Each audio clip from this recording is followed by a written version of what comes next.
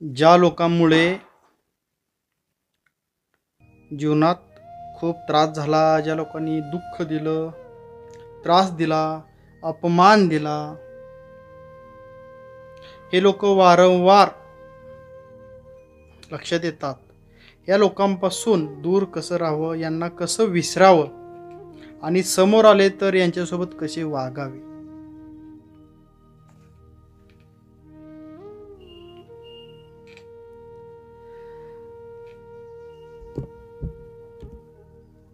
प्रत्येकाच्या जीवनामध्ये, प्रत्येकाच्या पिक्चरमध्ये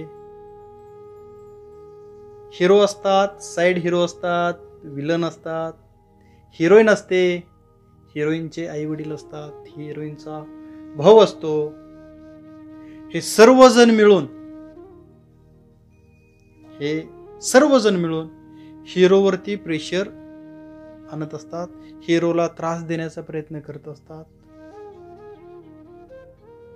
त्यावेळेस हिरो काय करतो? जी आपली जबाबदारी आहे ती व्यवस्थित पार पाडतो. हिरो फायटिंग करतो. मग आपल्याला फायटिंग करायची आहे का? आपल्याला फायटिंग करायची आहे. सिनेमातला हिरो हा विलन सोबत फायटिंग करतो.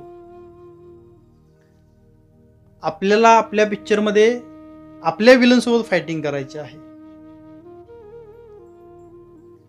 ज्यावेळेस एखादी व्यक्ती त्याच्या कृतीमुळे, बोलण्यातून आपल्याला दुःख होतो, त्रास होतो, अपमान भेटतो, त्यावेळेस जी ऊर्जा तयार होते, लक्षात ठेवा, पहिली गोष्ट प्रत्येकाच्या कृतीतून, बोलण्यातून ज्यावेळेस आपल्याला वाईट वाटतं, राग येतो, लोभ येतो, त्यावेळेस ही ऊर्जा तयार होते. दुःख, त्रास, अपमान हे आपल्या मनामध्ये ऊर्जा निर्माण करतात आणि ही ऊर्जा निर्माण करण्यासाठी, तुमच्या मनात ही ऊर्जा निर्माण करण्यासाठी ईश्वराने विशेष नियुक्त केलेले हे सर्व दूत आहेत. हे लोक कोण आहेत? ज्या लोकांमुळे तुम्हाला त्रास होतो, ज्या लोकांमुळे तुम्हाला अपमान सहन करावा लागतो, ज्या लोकांमुळे तुम्हाला दुःख होतं, हे सर्व लोक ईश्वराने तुमच्या जीवनामध्ये ऊर्जा निर्माण करणारे दूत म्हणून नियुक्ती केलेली आहे. ज्यावेळेस समोरच्याच्या एखाद्या कृतीतून निर्माण झालेली ही ऊर्जा, आपल्या मनामध्ये एखाद्या कृतीतून ही निर्माण झालेली ऊर्जा ही कधीपर्यंत लक्षात राहते? जोपर्यंत ही ऊर्जा आतमध्ये आहे, तुमच्या मनामध्ये जोपर्यंत ही ऊर्जा आहे, तोपर्यंत तुम्ही त्या व्यक्तीला विसरणं शक्य नाही. लहान मुलाला आईस्क्रीम दिलं, तो आईस्क्रीम खाईपर्यंत, आईस्क्रीम संपेपर्यंत ज्या व्यक्तीने आईस्क्रीम दिलेला आहे त्याला तो कधी विसरत नाही. त्या व्यक्तीला दुसऱ्या व्यक्तीने दुसरं आईस्क्रीम दिलं त्या बाळाला, त्यावेळेस तो विसरतो. हे नवीन आहे, बरोबर आहे. पहिली ऊर्जा संपली, पहिलं आईस्क्रीम संपलं.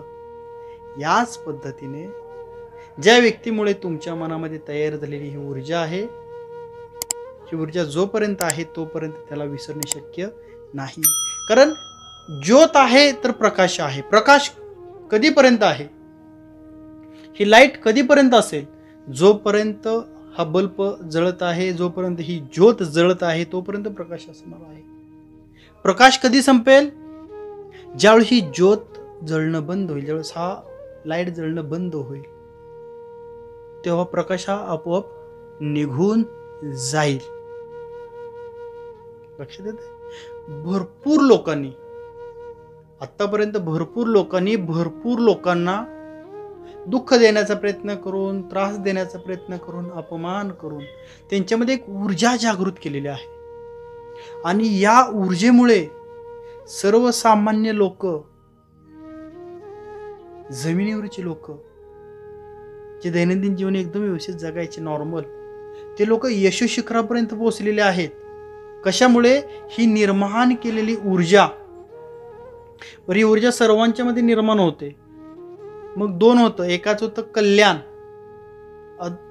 एकाची होती प्रगती आणि एकाची होते अधोगती. ऊर्जा तर दोघांमध्ये समान आहे. एक माचीसचा बॉक्स आहे, ऊर्जा आहे ती. एक लायटर आहे, या लायटरने तुम्ही काय काय करू शकता? या लायटरने आपण गॅस पेटवू शकतो, त्यावर स्वयंपाक बनवू शकतो. या लायटरने आपण जवळपास असलेला कचरा एकत्र करून जाळून नष्ट करू शकतो. या लायटरने आपण एखाद्याचं घरही पेटवू शकतो. लायटर आहे. तशी ऊर्जा ही ऊर्जा आहे. ती तयार झाल्यानंतर त्याचा योग्य वापर कसं करणार, त्यातून तुमची प्रगती होणार की अधोगती होणार, कल्याण होणार की कुल्याण होणार, हे कसं समजेल?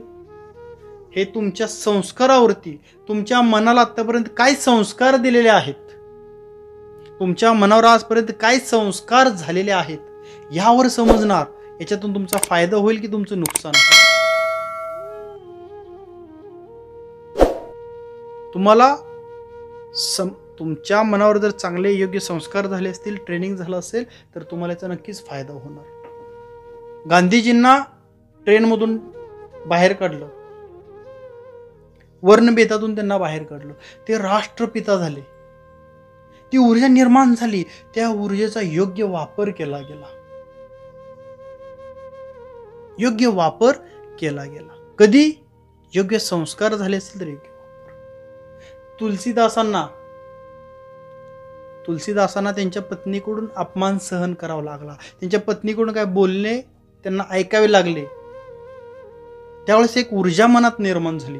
संसाराचा त्याग, संसारातून घरातून बाहेर पडले, साधना केली, रामायण लिहिलं, साक्षात आकार घडवून आणला, जाणून घेतला. कधी? अपमानाच्या ऊर्जेतून निर्माण झालेल्या गोष्टीतून ह्या सर्व गोष्टी करण्यात आल्या. संत तुकाराम महाराजांना किती लोकांनी त्रास दिला. ही तयार झालेली जी ऊर्जा आहे, त्रास दिला म्हणजे काय, ऊर्जा तयार झालेली आहे. या ऊर्जेचा वापर करून त्यांनी स्वतःची आध्यात्मिक प्रगती केली. ज्ञानेश्वरी माऊलींना लोकांनी किती त्रास दिला, त्याच्यातून त्यांनी सर्व त्या गोष्टी चेंज केल्या. निर्माण झालेल्या ऊर्जेचा योग्य वापर केला. हे कशावर होऊ शकतं? तुमच्या संस्कारावरती होऊ शकतं. बाबासाहेबांना लोकांनी त्यावेळेस किती त्रास दिला, त्यावेळेस बाबासाहेबांनी किती त्या ऊर्जेचा वापर करून स्वतःच्या जीवनामध्ये किती मोठा बदल घडवून आणला. किती मोठं लिखाण आज लिहून ठेवलेलं आहे. देशाची राज्यघटनेमध्ये एवढं मोलाचं त्यांचं योगदान आहे. हे कधी होतं? सर्व निर्माण झालेली ऊर्जा.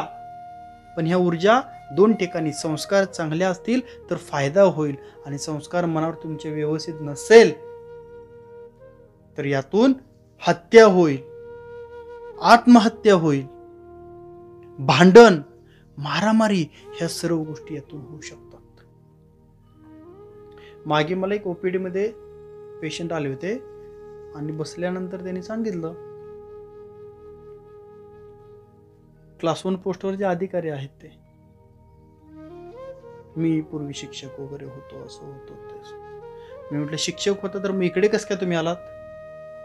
नाही म्हटले, काही कारणास्तव मला त्रास झाला, त्रास देण्याचा प्रयत्न केला आणि मला नोकरी सोडणं भाग पडलं, मी नोकरी सोडली. म्हटलं मग काय? नाही म्हटले, नोकरी सोडल्यानंतर 2 वर्ष चांगला अभ्यास केला आणि मी क्लास 1ची पोस्ट काढली, क्लास 1 अधिकारी झाले. हे कधी होतं? ज्यावेळेस तुमच्या मनावरती योग्य संस्कार झाले असतील, ज्यावेळेस तुमचं मन शुद्धीवर असेल, त्यावेळेस या गोष्टी होतात. नसेल तर मग भांडण, कोर्टे, केस, कचेरी, या गोष्टी आहेत. एक पत्रकार साधा आहे, जो रस्त्यावरून पेपर वाटत जातो, त्याला एक व्यक्ती अपमान करतो, ऊर्जा तयार झाली, त्यांनी स्वतःचा पेपर काढला, संपादक झाले त्याचे. हे कधी होतं? ह्याच दिलेल्या दुःखातून, त्रासातून, अपमानातून निर्माण झालेल्या ऊर्जेतून हे सर्व शक्य आहे होणं. मात्र तुमच्या मनावरती तेवढे चांगले संस्कार झालेले असावेत. बरोबर आहे ना? संस्कार तेवढे व्यवस्थित तुमच्या मनावरती असावे, ट्रेनिंग तेवढं तुमच्या मनाला दिलेलं असावं, मन तेवढं तुमचं शुद्धीवर असावं. एखाद्या व्यक्तीने जर दारू पिला तर तो डुलत असतो, तो काय बोलतो त्याला समजत नाही. एखाद्या व्यक्तीला राग आला त्यावेळेस पण तो बेशुद्ध, तो काय बोलतो त्याला समजत नाही. थोड्या वेळाने राग शांत झाल्यानंतर तो म्हणतो सॉरी, मी चुकून बोललो, रागाच्या भरात बोललो. आणि ड्रिंक केलेला व्यक्ती दुसऱ्या दिवशी सकाळी म्हणतो सॉरी, मी नशा केली होती, नशेच्या भरात बोललो. मी दोन्ही काय करतात? बेशुद्धी निर्माण करतात. दुःख, त्रास, अन्याय, अपमान, याच्यातून यश भेटतं ज्यावेळेस तुमच्या मनात सकारात्मक विचार असतील, ही ऊर्जा तुम्हाला यश देईल. नकारात्मक विचार असतील तर ही ऊर्जा तुम्हाला नरकात घेऊन जाणार. सकारात्मक विचाराची ऊर्जा तुम्हाला स्वर्गात घेऊन जाणार. तुमच्या मनावर जेवढे सुसंस्कार असतील तेवढं तुमचं मन शुद्धीवर राहील, जागृती निर्माण करेल, ज्यामुळे तुमचं कल्याण होईल. यासाठी मनामध्ये शुद्ध भाव हवा, स्वीकार भाव हवा, मैत्रीय भाव हवा, ज्यातून तुमचं कल्याणच होणार, ऊर्जेचा योग्य वापरच होणार. सगळं आता लोक म्हणतात त्यांनी मला असं केलं, मी त्याचा बदला घेणार.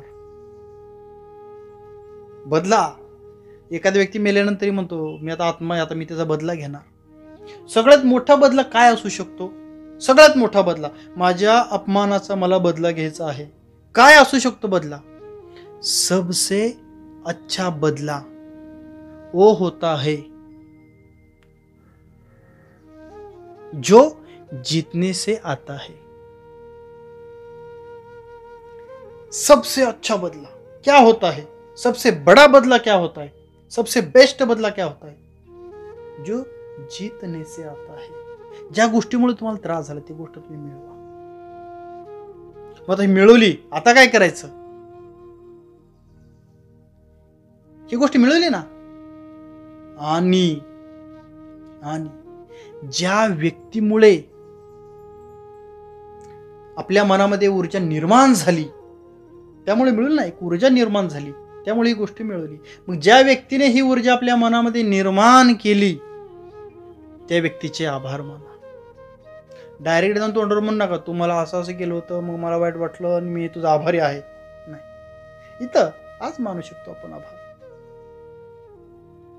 त्यावेळेस जी कृती झाली होती तुमच्याकडून, त्यातून ऊर्जा निर्माण झाली आणि या ऊर्जेचा मी योग्य वापर करून ही गोष्ट मिळवलेली आहे.